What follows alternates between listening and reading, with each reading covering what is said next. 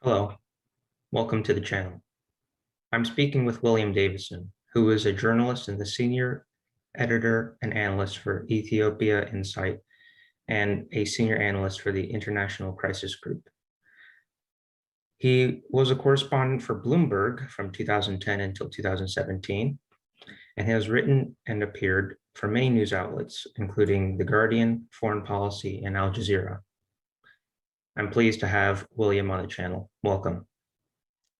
Thanks very much. And just to be clear, I'm talking in my capacity as senior Ethiopia analyst for International Crisis Group. And I stepped down as managing editor of Ethiopia Insight this year. And Ethiopia Insight was was something I founded in 2018. Thank you for the clarification. I want to start with the internal political dynamics of Ethiopia as it stands almost 9 months into the conflict. We're seeing that the divisions that exist between the federal government in Addis Ababa and the regional government in Mekelle in the Tigray region are only drifting apart further. And now we're starting to see more ethnic divisions start to arise with the recent deployment of Tigray defense militias in Amhara and Afar state. What is the current political situation in the country today that has led to this point? I mean, so just to stop, with the political situation today is somewhat mixed, but elements of it, I would say, are verging on the disastrous. By mixed, I mean that, obviously it's a very polarized political landscape. That means that people have very, very different perspectives on what's going on. So, other people would be in Addis or elsewhere looking at a gigantic prosperity party majority, seeing that as an affirmation of the prime minister and the ruling party's policies. But for people looking from Addis and elsewhere, including from our perspective at Crisis Group, we see growing division, growing violence, and very little sign of the type of sort of fundamental rethink and efforts at genuine reconciliation that might take Ethiopia off what looks like a path of further violence. And that is why there is such increasing concern internationally. It's not because people want to destabilize Ethiopia. It's quite the opposite. The concern is that if things continue as they look like they're going to continue, our analysis, many other people's analysis, is this it's leading down a path of greater violence, greater instability.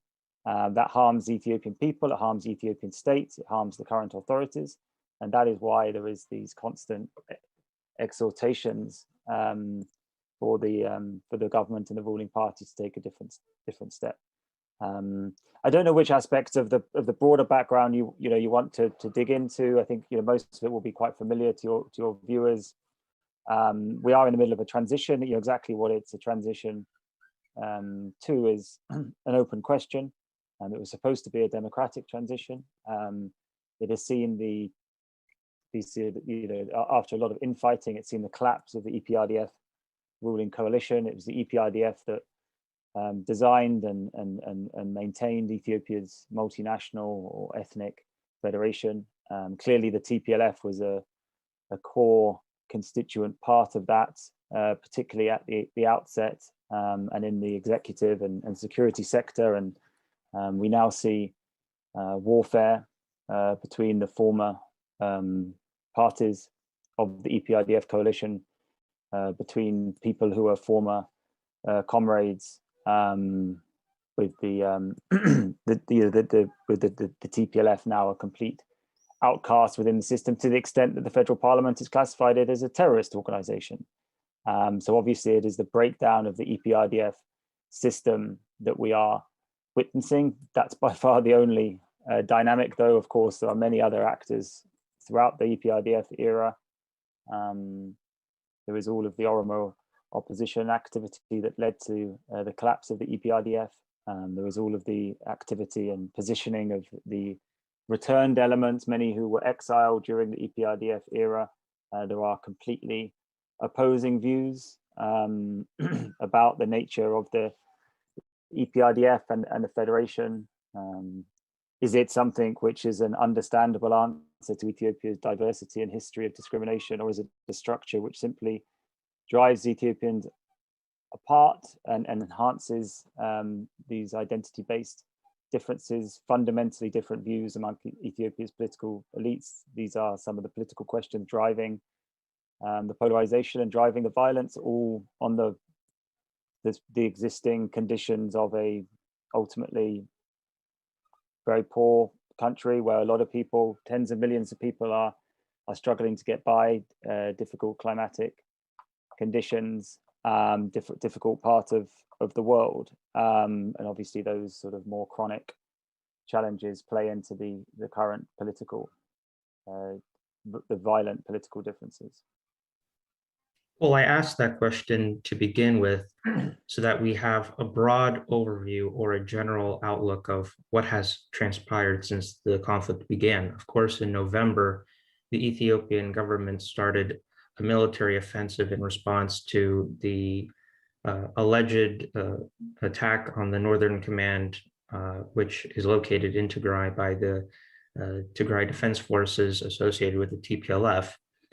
And of course, it's important to note that as the official beginning of the conflict, but there was obviously buildup. And in your capacity as the senior analyst for the International Crisis Group, there were obviously signs that you probably saw that were leading to increased tensions between the regional government in Tigray and the federal government in Addis Ababa. What, from your memory, can you remember about some of the worsening of relations between the two governments? Why did they have to go to such extreme lengths to start a conflict? Yeah, I mean, so clearly, there's a lot of background to it, so we have to decide sort of where to start and which elements to emphasize. I mean, I think we should remember that this was, very much an internal struggle within the EPRDF, as I mentioned. So some of the transitional dynamics in 2018, they were questions of, the members of the Amhara National Democratic Movement and the Oromo People's Democratic Organization, or the parties that they became, Amhara Democratic Party and Oromia Democratic Party. They took up leading positions in the coalition. And the government to a decent expense, at the TPLF's expense.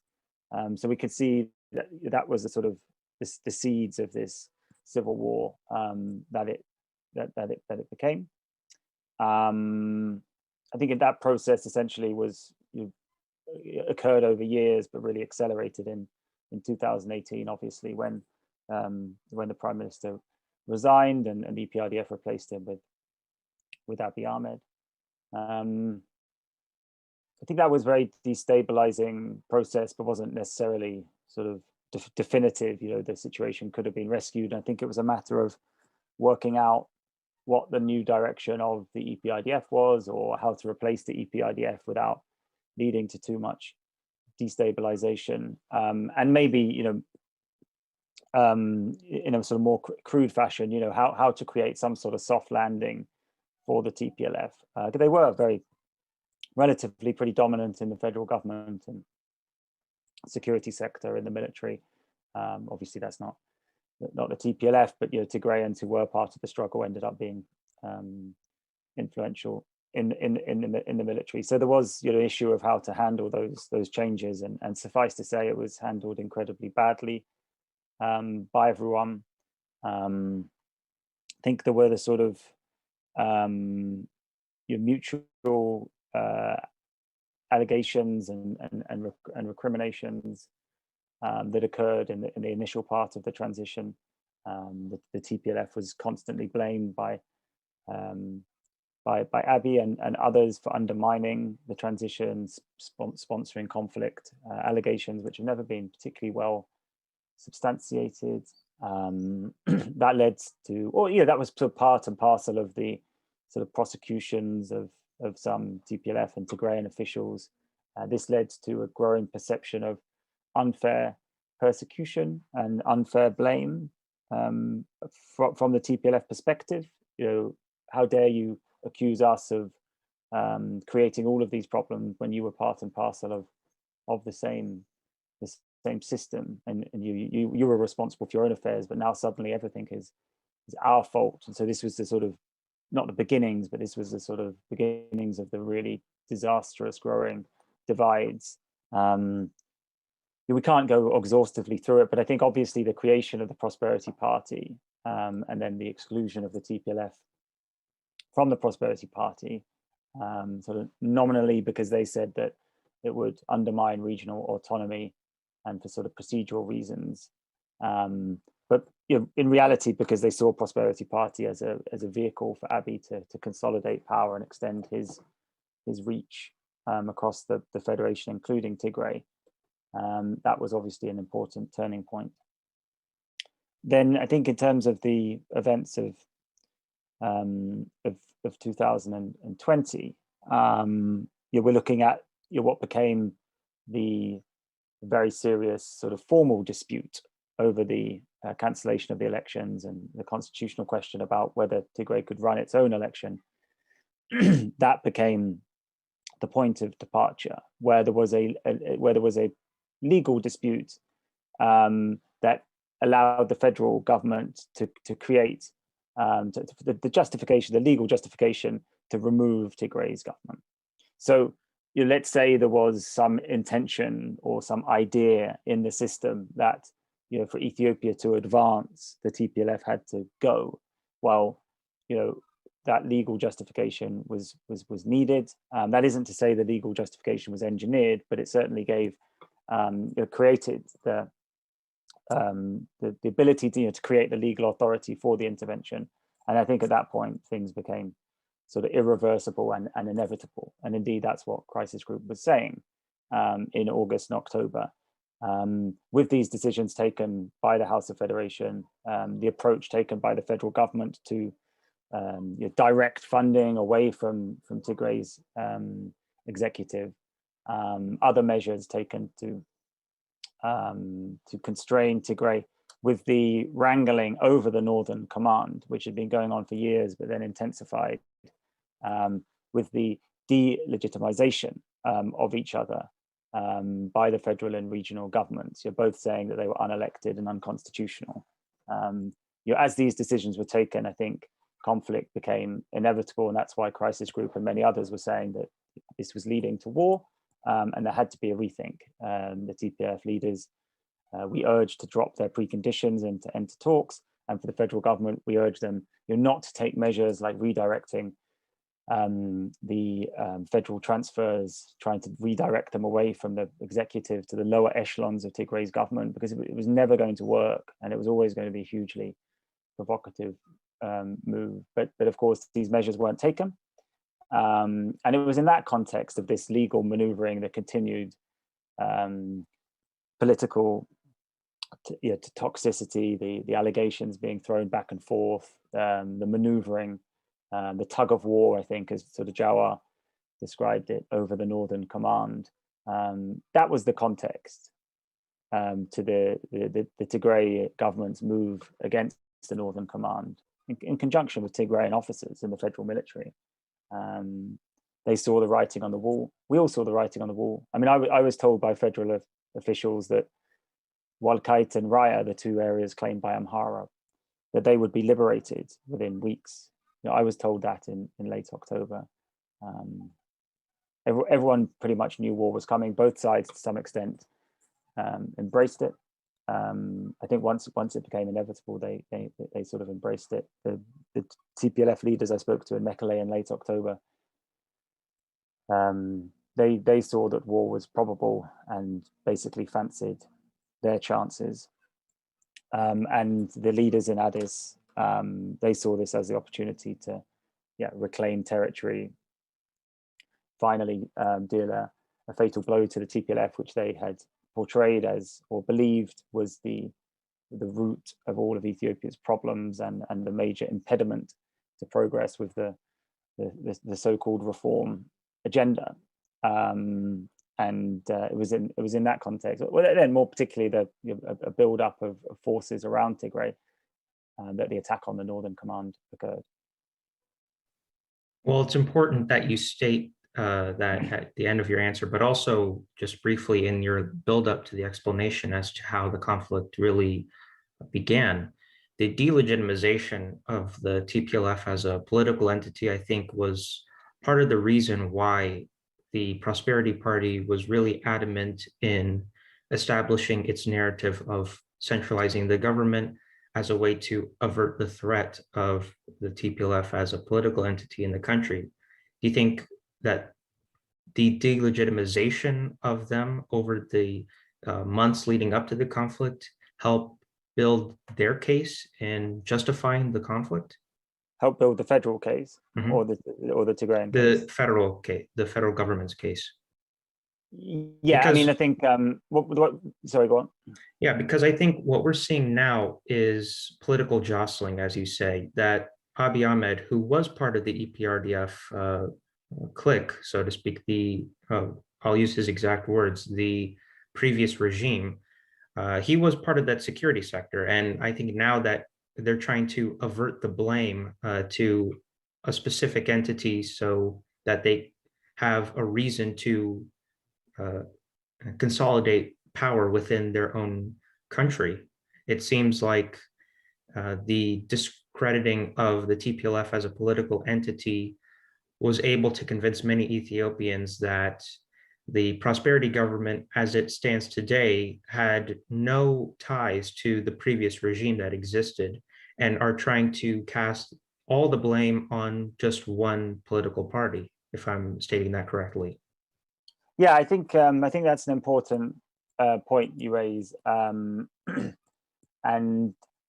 I think, looking at the situation throughout the protests from 2015 onwards, and what should come next to kind of alleviate the pressure and move forward, I think it seemed to most people that some sort of like some sort of steady program of reform, I guess, with some radical elements to it, but one where you don't shake the foundations of the system too much seemed wise. And I think, from my perspective, you're someone who covered the EPRDF, the latter years of the EPRDF era as a journalist, it was pretty obvious that there were some things from that system which were worth keeping, some important achievements, and therefore that the protagonists, they weren't all bad, but I think everyone also recognized that it was a pretty authoritarian system in many ways. The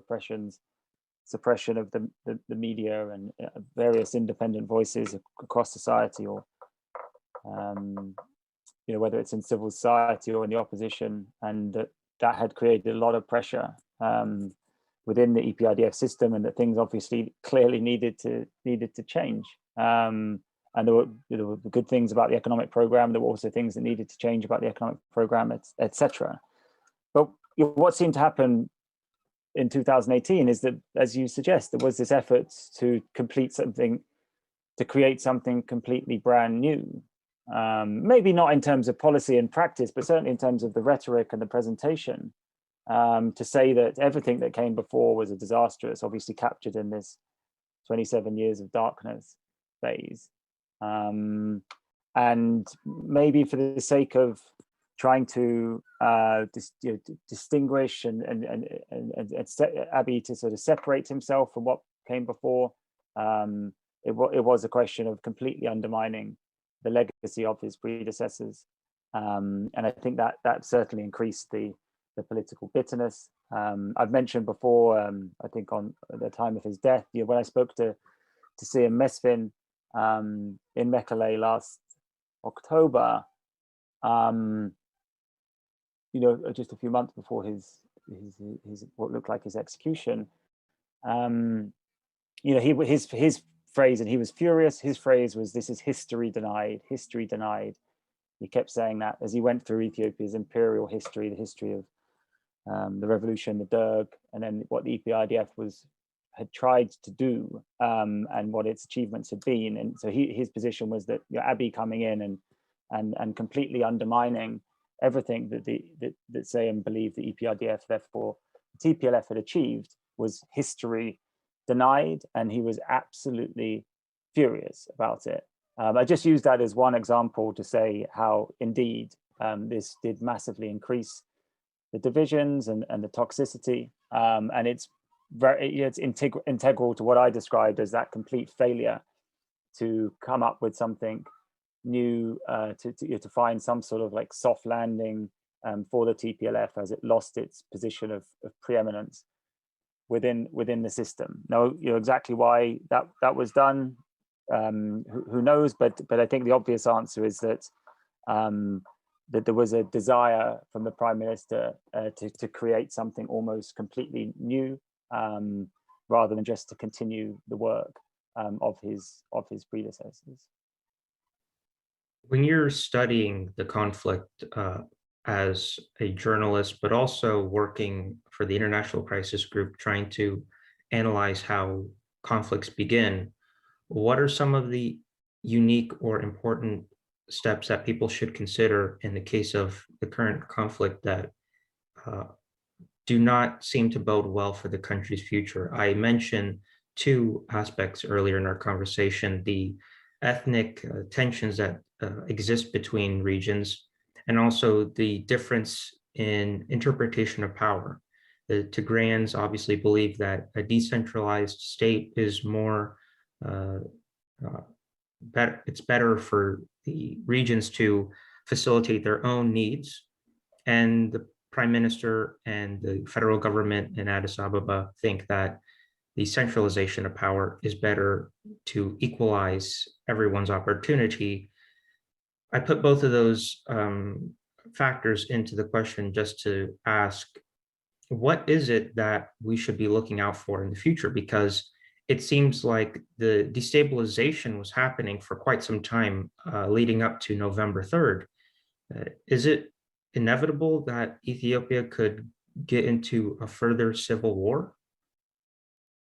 No, I don't think it's inevitable, but I think those arguments do obviously existed for a long time about what is the best sort of structure of the state. I think that's an unresolved issue. I think most people would agree that some form of federal system is desirable, but within that, what is the role of identity, and what is the degree of autonomy, and the balance of power between the center and the regions? I think these are questions that keep reoccurring.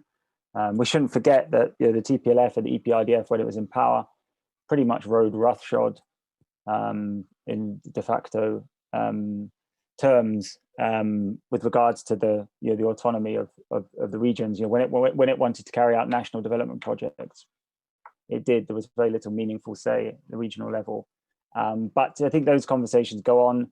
Obviously, the nationalities question or the ethnic question remains unresolved. It was to a large degree, it was an Oromo nationalist movement arguing for genuine autonomy. The Oromo people that created the pressure on the EPRDF to change. Those desires, those aspirations remain unfulfilled from that political constituency. So clearly, these are massive questions. I think there's also like this sort of consistent failure to compromise, and opponents, ideological opponents, political opponents often seem to end up as absolutely sworn enemies. There's a sort of zero-sum element to things. I think that's a problem, given. So if you have the combination of some of these quite fundamental divisions about how Ethiopia should be constituted and governed, and if that's combined with basically with a sort of political culture where there isn't much inclination to compromise and muddle through, and there is a bit of a tendency to try and kind of destroy your opponents, that's a problem. So yeah, I think there's definitely some there's plenty of reasons to be concerned about the country's future. I wouldn't see like another civil war as inevitable. I mean, I think the question is, how do we get out of this civil war at the moment? Well, of course, I would also ask in the context of the increasing violence that has occurred that uh, this, to a large extent, was preventable in ways in which the federal government would not have to engage so aggressively to the regional government in the way that they carried out their operations. Prime Minister Abiy declared that at the beginning of the conflict that he was simply carrying out a law enforcement operation, but we've quickly seen that dissipate into the narrative of trying to subdue his political opponents. And I'm sure international actors are not pleased at all that he has sent military armaments into the region and has essentially conducted a military campaign in the conflict.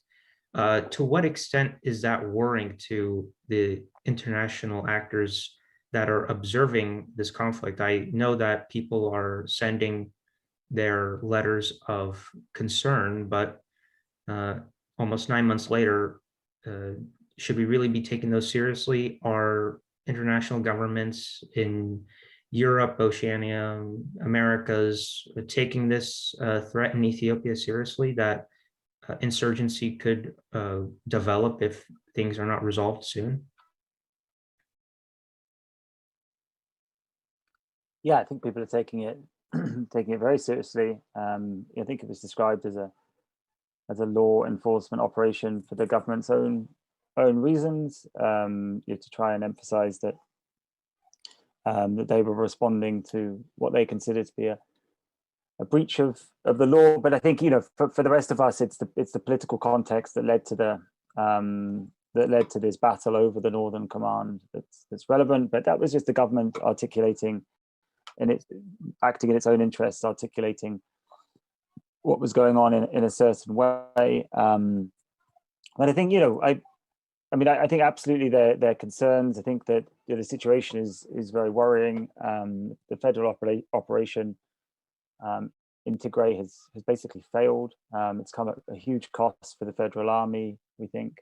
Obviously, it's increased the divisions between Tigray's elites and the rest of Ethiopia, and the same with the Tigrayan people to a large degree. We have this imminent confrontation between Amhara and Tigray regional states over Western Tigray. The situation is incredibly worrying, and it's been worrying as soon as the federal government and the Tigray regional government failed to resolve their differences through peaceful means, and instead they resorted to violence. That's civil war between the two organized entities, and of course groups like Crisis Group and whoever call for dialogue. But the fact of the matter is that the difference is that the actors involved decided to try and use violence to resolve their differences. That is ongoing. The country is on a very, very dangerous trajectory. There were already far too many problems and fragilities, too much volatility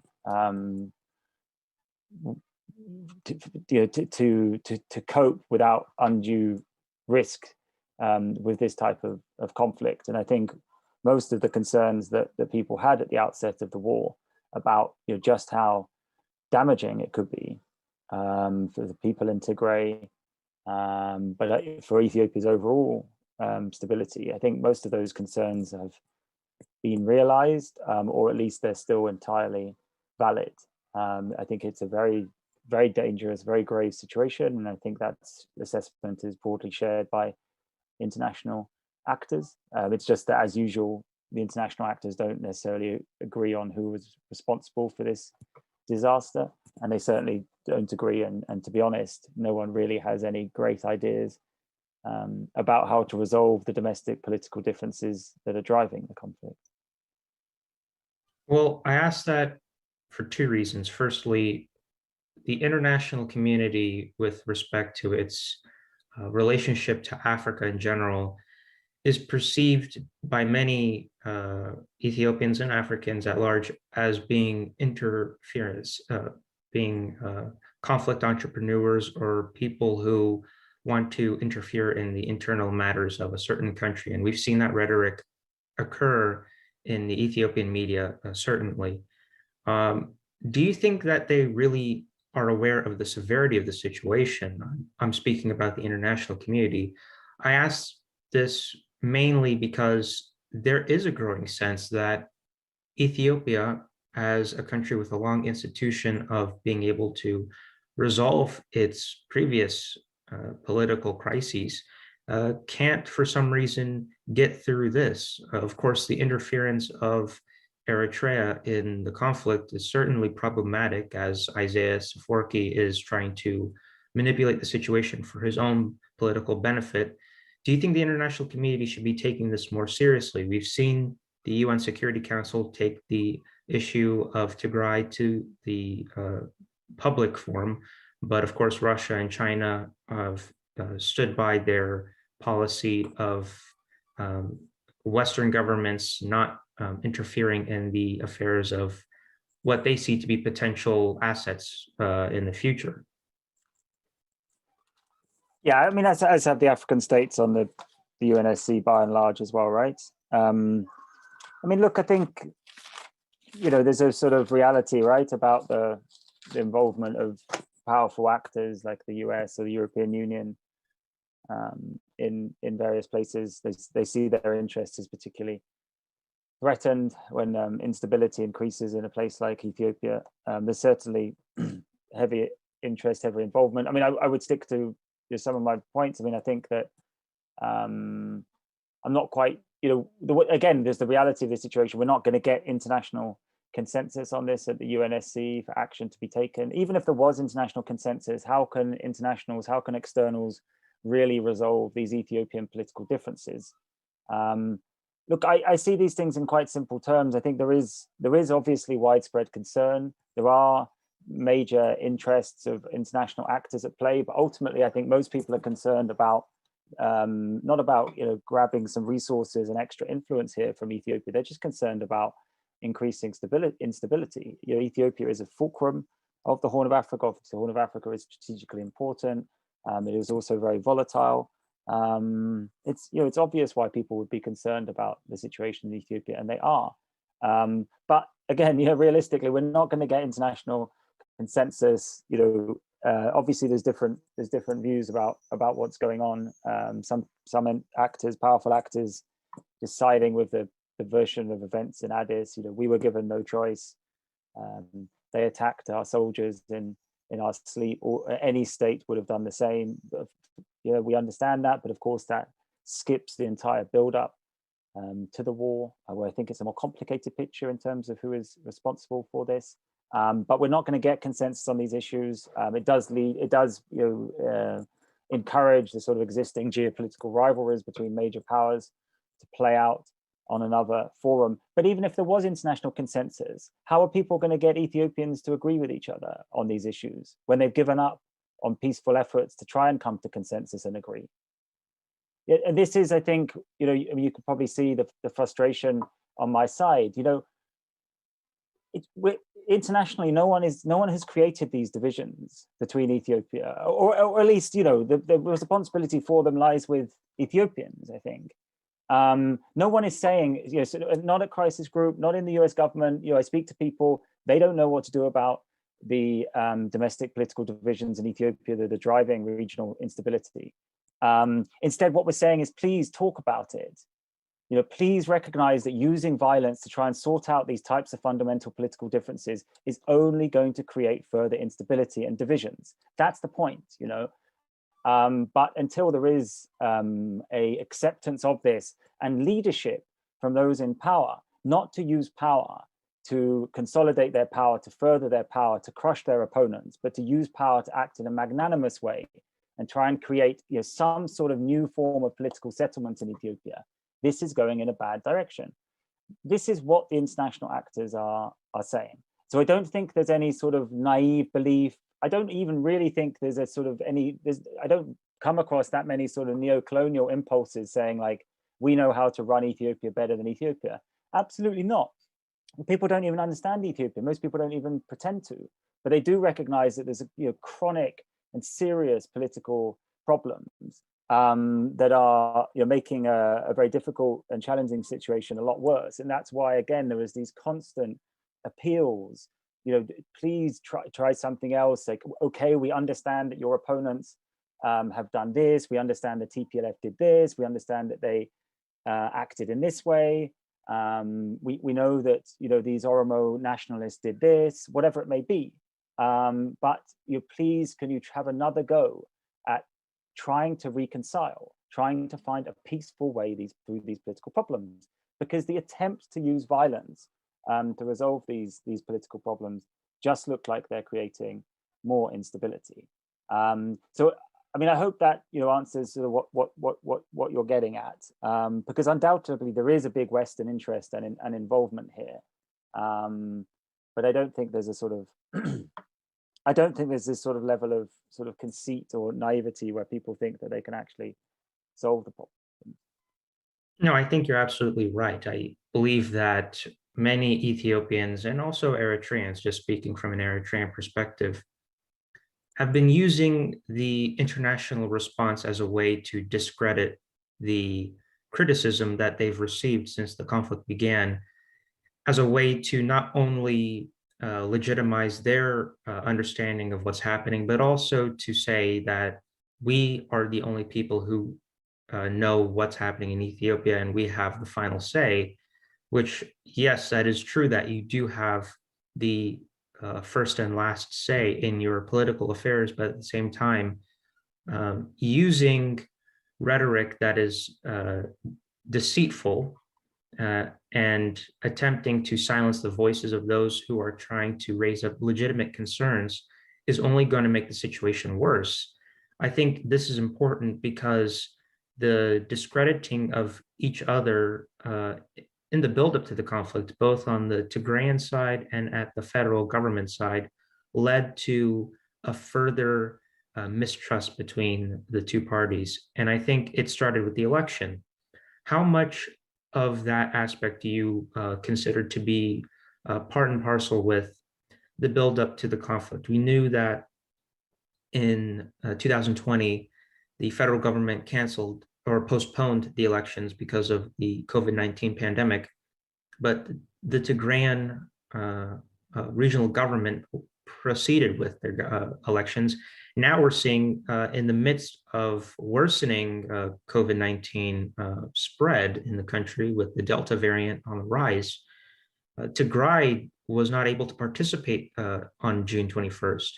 And it doesn't seem like they're going to be able to vote in September when other constituencies who hadn't the ability to vote will do so. How much of that aspect do you put into consideration when understanding why the conflict even arose to begin with, the immediate reasons why?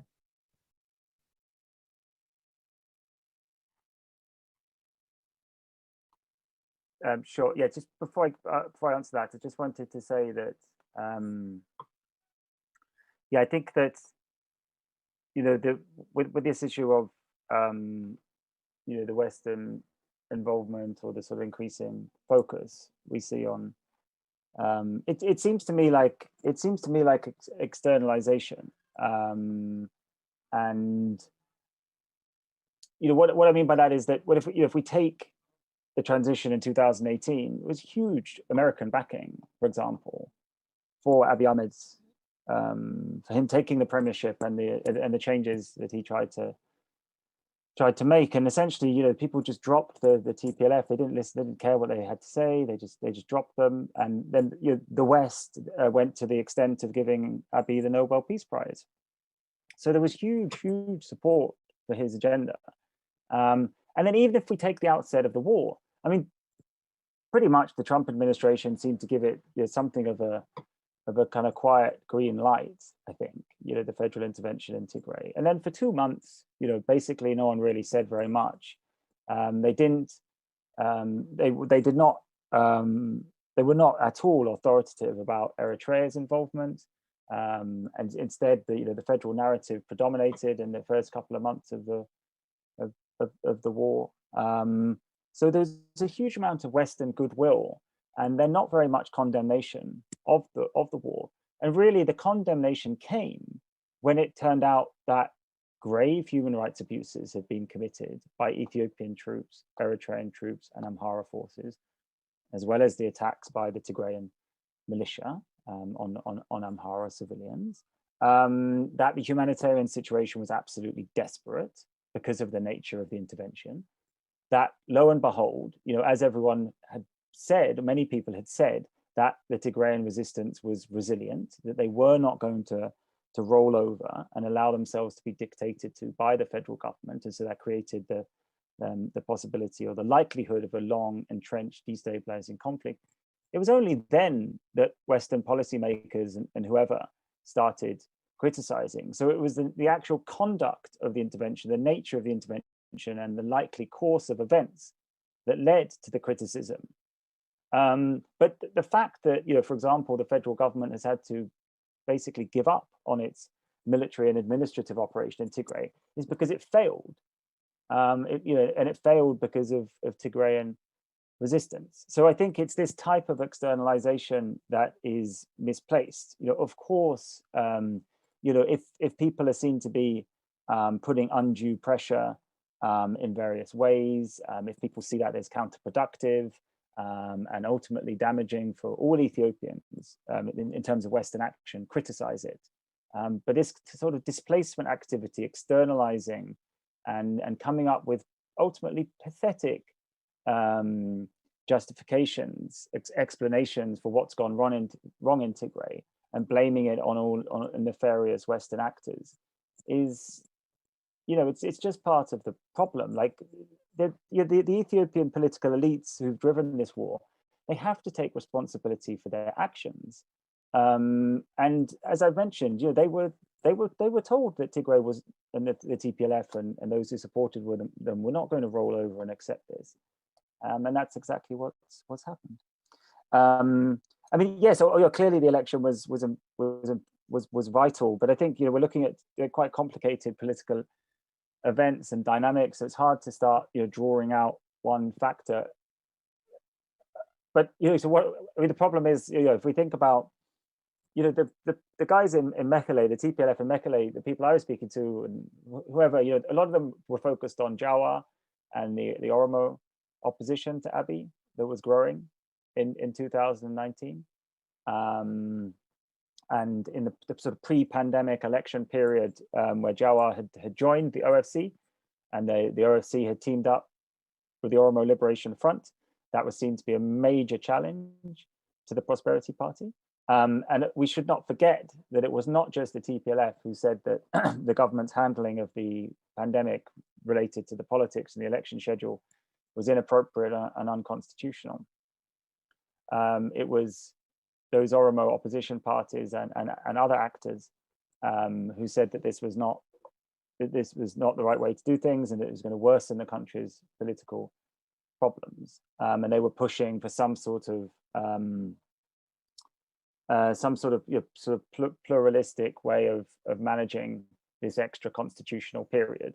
But instead, the Prosperity Party, which wasn't even elected, just granted itself the right to keep ruling Ethiopia, and just exacerbated the political tensions existed, gave people the impression that there was not going to be a fair election. Then we had the crackdown on the Oromo opposition, Hachalu's killing and all of that. And it was at that point that the Oromo opposition started looking towards the TPLF and Tigray as the only political entity that was kind of left standing and could challenge Abiy's government and the way that they were handling the election and the pandemic. That's pretty much what happened. Of course, there'll be a million different versions of who was actually to blame and what were the most important factors. But I think it's just important to remember that it wasn't just the TPLF that opposed the way the pandemic and the election and that extra constitutional period was handled. And I think that if you look back at what Crisis Group was saying throughout that period. This is a transition. This is a transition involving a bunch of domestic political actors who've been suppressed for many years. It's very delicate. There's lots of external voices. Sure, the prime minister is popular and powerful, great. Don't try and handle this single-handedly.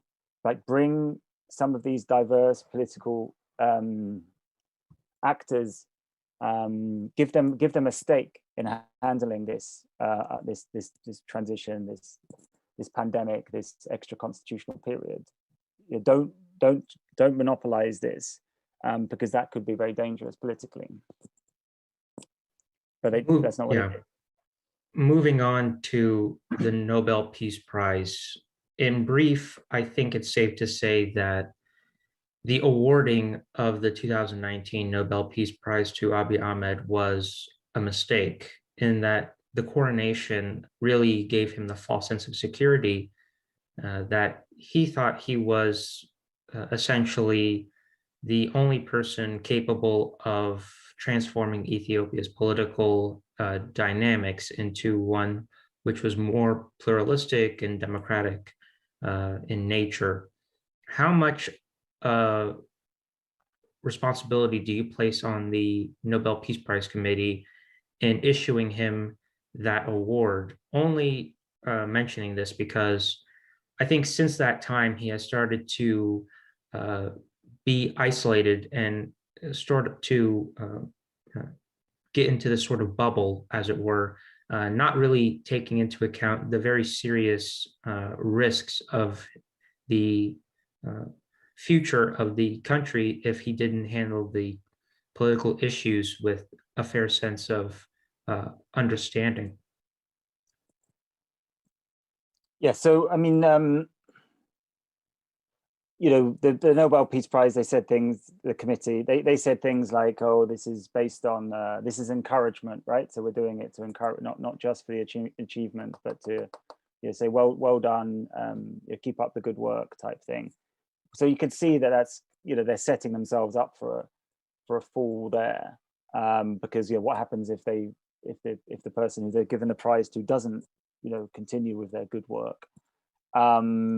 So that's a sort of, we should remember that. But I think more interestingly and importantly is what you refer to, which is that this is not a politically neutral action, right? So unless the Nobel Committee has sat there and said and run through the scenarios, right? Said, okay, so we know this about Abiy Ahmed, we know this about Ethiopia, we know this about this transition. We're going to give him the prize, and this is going to have this effect. Unless they've run all that in a sophisticated way, as objective as possible, and they've said that, okay, we're pretty confident, we're confident enough that this is not going to embolden this guy to manage this situation in an increasingly autocratic way, essentially. And it isn't going to exacerbate the political problems. That, I think that's the only scenario really in which they should have given the prize for the hope of continued good work from the prime minister. And I haven't spent like a huge amount of time researching this, but I've certainly been told that that there was a less consensual approach taken by the PM after the announcement that he would be getting the Nobel Peace Prize, and it became what you said, an exacerbation of existing tendencies. I am the only one who can do this. I'm Ethiopia's savior, and essentially kind of encourage these sorts of tendencies. Now, if the Nobel Peace Prize did have that impact, that's a total disaster.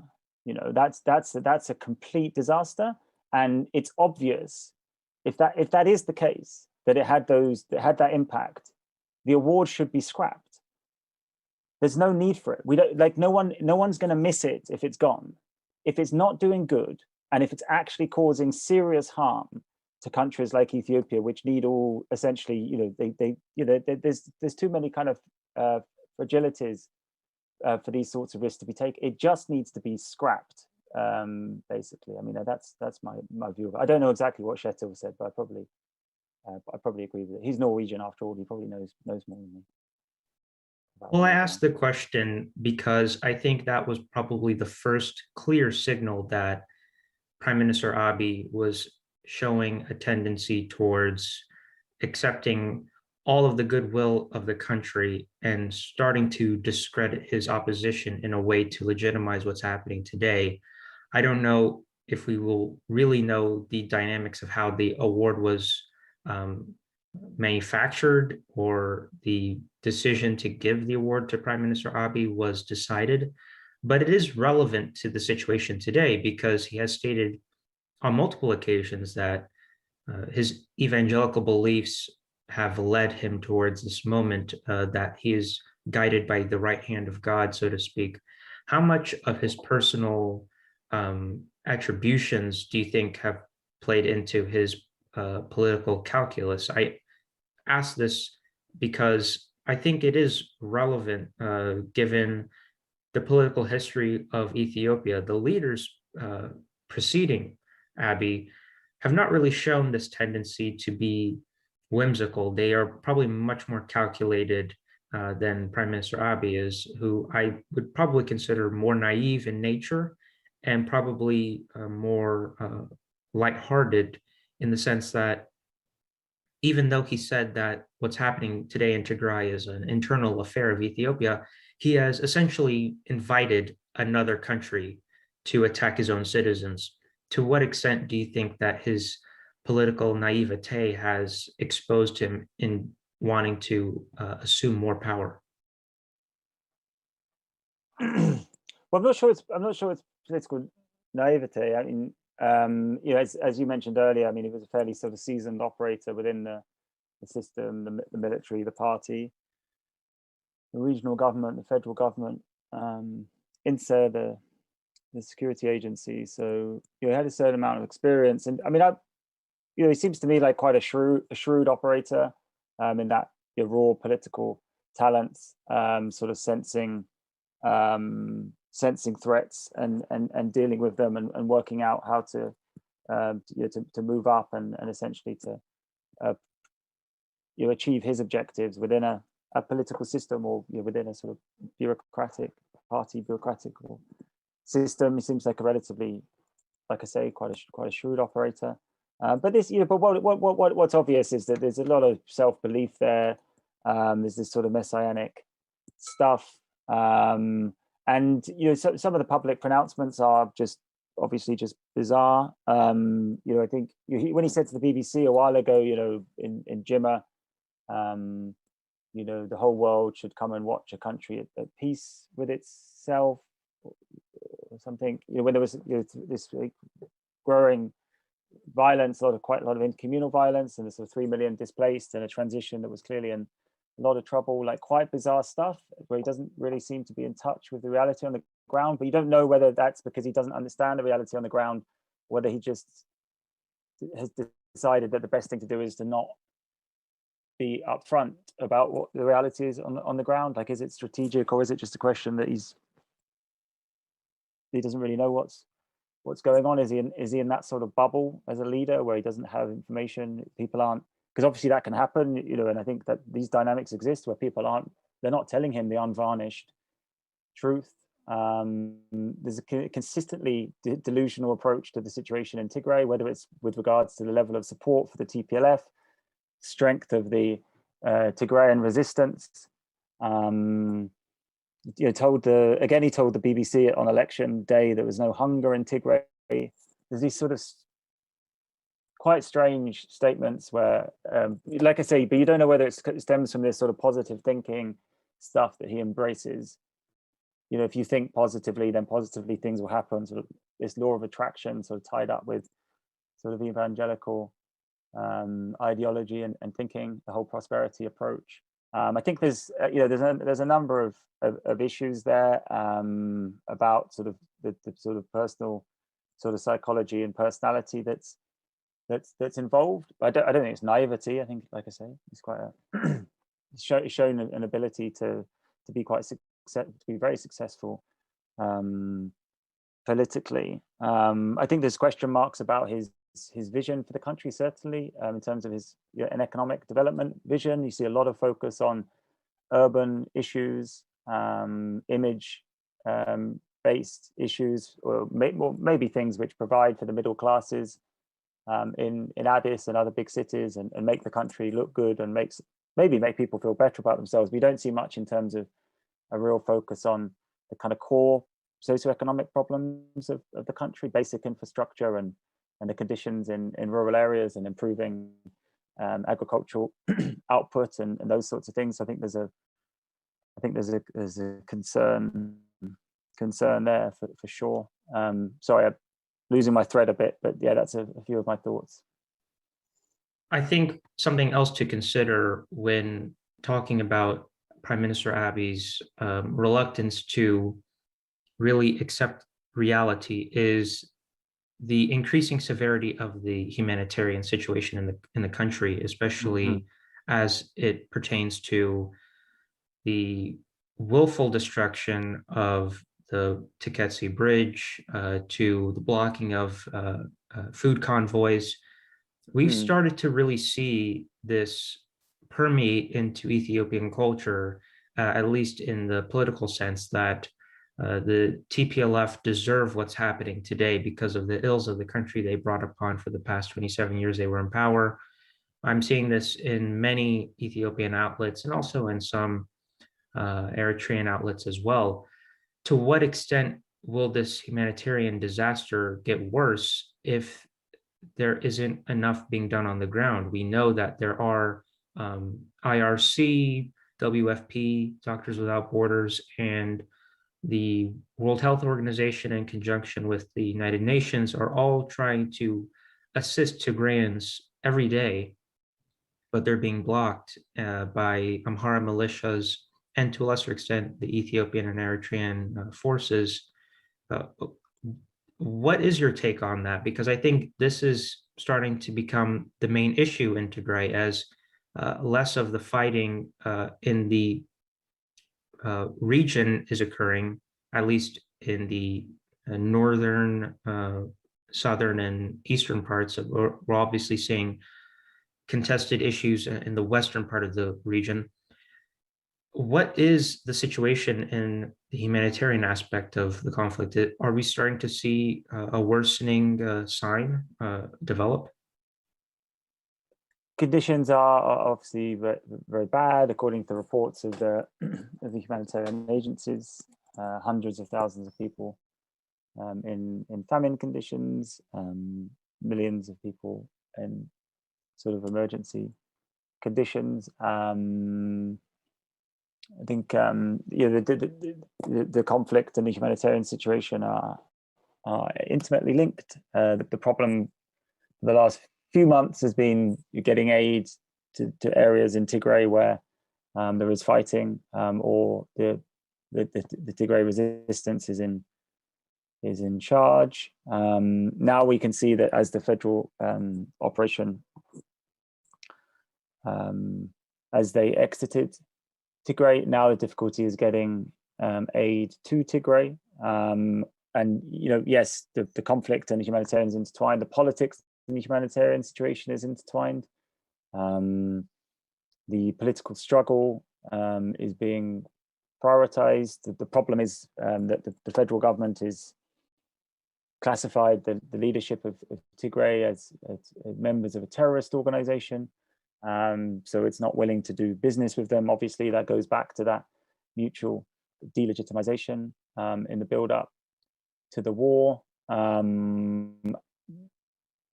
That sort of combined with at least an expressed suspicion that humanitarian convoys would, in one way or another, support the Tigray resistance. That's leading to huge difficulties in reaching Tigray, sort of kind of impossible through Amhara, but obviously a very long, arduous route through Afar. So, it's bad. There is no real obvious end in sight to the political differences. So the conflict could well continue and could well get worse, and that could lead to a worsening of the humanitarian situation. I think the fact that there is a sort of renewed federal blockade on Tigray, that encourages the Tigray forces even more to act in an aggressive fashion, try and remove Amhara control of parts of Tigray, but also go out to try and keep attacking and degrading, as they put it, the federal military. That obviously could exacerbate Ethiopia's overall instability. And then there is the Western Tigray issue. If the Tigrayans are successful in pushing out the Amhara, that will lead to probably more aid coming in through Sudan. If humanitarian actors are involved in that, which they will be accused of supporting the TDF increasingly. And also Sudan will probably be accused of supporting the TPLF as well. And so that could further exacerbate already pretty terrible Sudan-Ethiopia relations. So yeah, the humanitarian situation is very worrying. I think I just have to go with what I hear from on the ground, particularly from humanitarian actors. It is hard to assess exactly what the conditions are because of the difficulties in carrying out the necessary sort of surveys and stuff, but the situation seems very bad for many people, and because of those sort of political security dynamics I described, they could well get worse. How important is the designation that the TPLF is a terrorist organization? I'm not defending them in any way. I just ask that because it has served Prime Minister Abiy's position well, that discrediting his opponents to the point where they are seen as a national security threat has certainly given him the advantage, politically speaking, in the media, but also in terms of government actions moving forward in Tigray. Yeah, it's important. I mean, it's no different. There was a sort of no negotiation approach established at the start of the conflict with regards to the TPLF. So it's really a kind of it's just compounding that approach, sort of formalizing that approach. But it means that you're likely to see more of this kind of totally draconian stuff that we saw recently with the warning to Addis Standard or the removal of Addis Standard's license, which is totally spurious. Just incredibly draconian, just authoritarian thinking from the government that you can't describe the TPLF as the Tigray. You can't describe their force as the Tigray Defense Forces because they're a terrorist group. So it leads to that sort of facilitates or encourages that type of draconian authoritarian action from the government, which totally undermines its claims to be a reformist democratic administration. And of course, more consequentially, probably it just makes it that much harder to conceive of meaningful talks. So if there wasn't some sort of like inclination to end that no negotiation policy, and if the federal authorities said, this is not going well in Tigray, like we need to come to some renewed effort at creating a political process to end this war, well, it's quite a big obstacle in terms of having classified the leaders of the Tigray resistance, the leaders of the Tigray region as terrorists and members of a terrorist organization. That does create a further impediment to talk. So yeah, it's important. But yeah, politics is politics. If people want to change their mind and find some way of getting around whatever legal obstacles they've erected, they will do so. But also, I think it's certainly a good indicator of just how massive the divisions are and how big the obstacles are to getting things back on a peaceful track.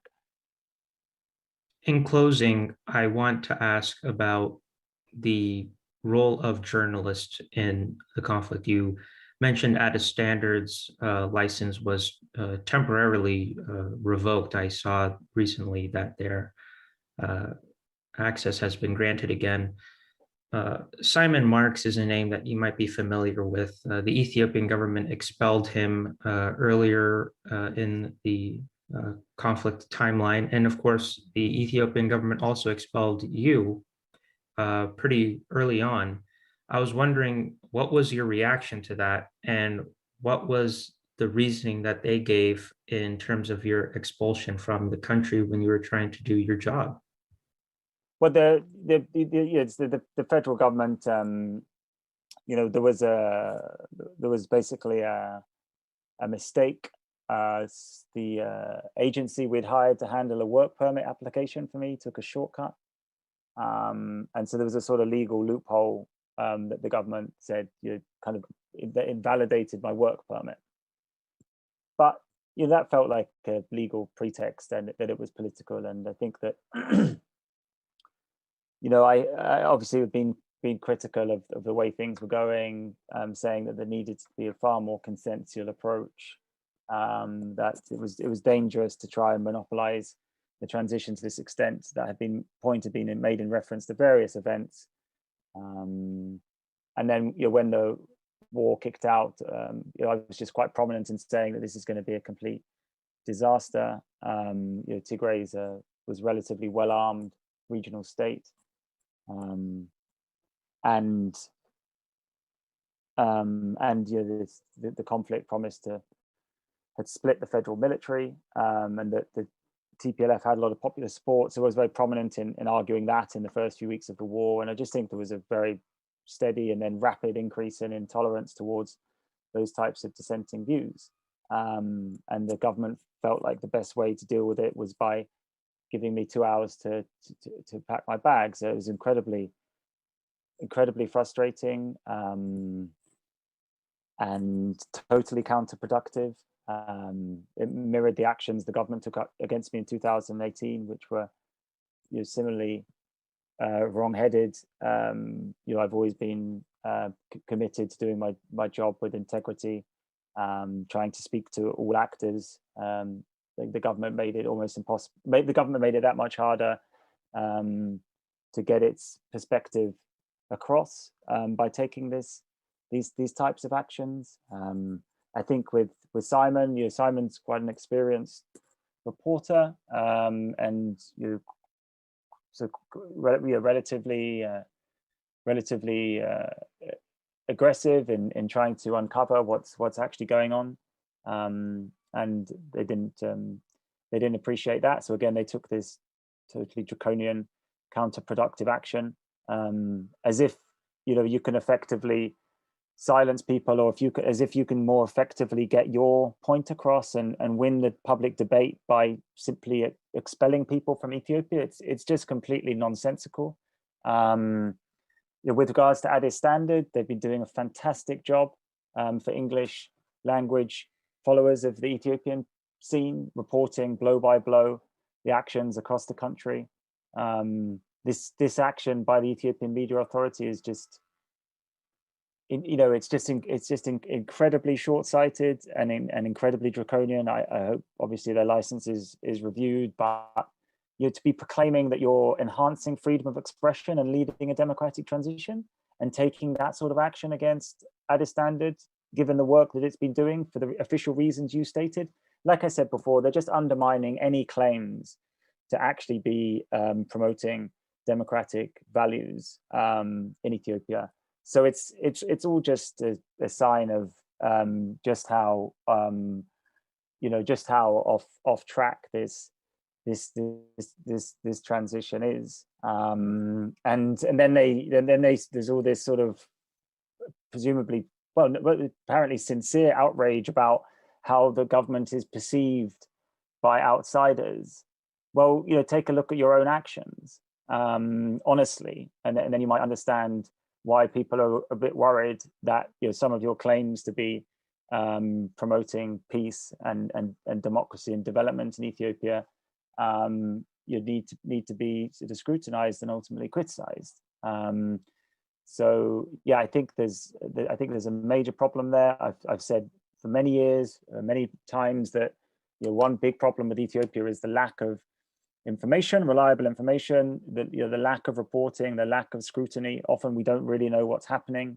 You could take whole regions like Benishangul Gumuz, where there's chronic violence, political violence, but we know very little about it. What is needed is to open up the system, to journalists, to researchers, analysts, most of all Ethiopian, but also to foreigners and foreign institutions, and this government is just showing all the signs of not getting that. Well, also, social media is an arena in which you are heavily criticized for your analysis. I also want to give you the opportunity to explain the misconception sometimes of the preference as it relates to how international actors and journalists are receiving advice on how to proceed diplomatically in Tigray. Some have accused you of being partial to particular factions within the context of the conflict. I'm speaking about more of an Ethiopian narrative that journalists are being paid by Tigrayan backed sources, and this really delegitimization of, as you said, dissent and criticism of what is happening in the country. How would you respond for those people? How would you like to address those criticisms of bias from a professional standpoint? Well, the allegations of any form of corruption or that type of activity are bullshit. There's not a shred of truth to them in terms of being paid by any side.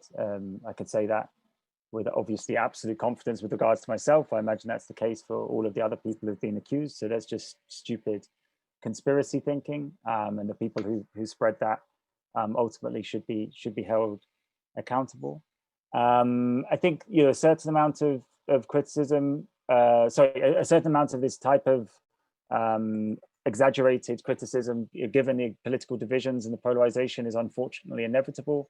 As you know, like, it's very hard to take a dissenting approach and not be portrayed as promoting someone else's agenda.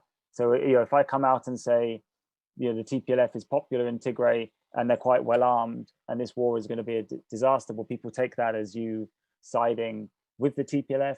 Like, I'm not. I'm just trying to state the situation as I see it and explain why we think it's a bad idea. I think as the conflict has gone on, there's many exaggerations on the TPLF, TDF side, I think, in terms of what's occurring. But I think there's far more on the other side. And so my role, as I've seen it, is to say, this is incredibly serious. Many thousands of people are suffering.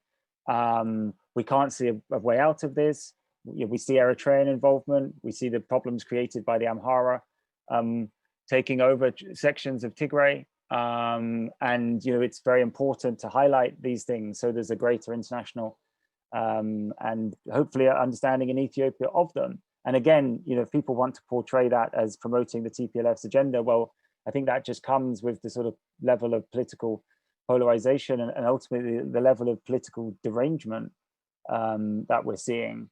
And the point all along has been that there is significant Tigrayan support for the TPLF and for the causes promoted by the TPLF, particularly when it comes to Tigray's autonomy. And unless people start acknowledging those and taking them seriously, then this is going to be incredibly, incredibly destructive.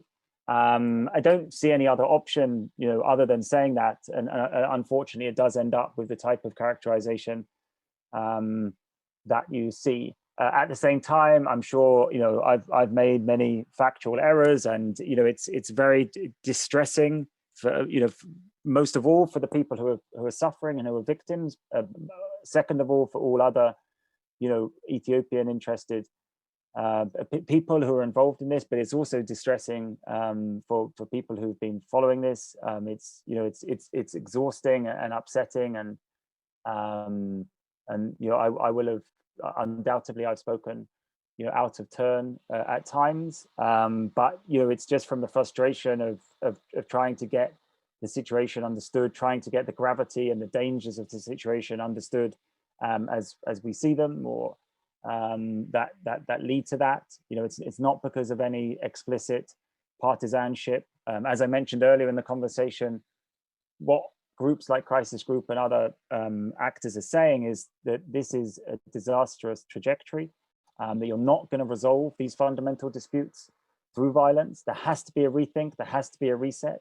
And for the people who apparently don't get that, who aren't on board with that, that's frustrating. But I don't, given the gravity and this, and the specifics of the situation, there's only so much you can do in terms of accommodating people and answering their concerns. And so I think that's sort of my understanding of the situation. But it's a process, a constant process of evaluation, and ultimately, if I'm going to be involved, if crisis group are going to be involved, we need to try and work out how we can be as constructive as possible. And so it is a constant process of reassessing what we're saying, how we're saying it, and that's just an ongoing effort. William, I'd like to give you the final word. Oh, I think I just had it. So. All right. Yeah, I think the nefarious, and probably I'll just speak on what you just said, that the nefarious intentions, I think, sometimes of discrediting journalists, essentially those who are not from the region, I think has been a way for the Ethiopian government to operate in the midst of chaos. And I don't know if you agree with that, but I think it's quite clear that however this conflict goes, it's going to be very self-destructive should the Ethiopian government choose to deny reality. Yeah, no, I pretty much agree with you, and I think that's an important first step for there to be a sort of greater consensus around what exactly is going on and why that's a huge problem. William, thank you for appearing on the platform. Okay, thank you very much. Bye-bye.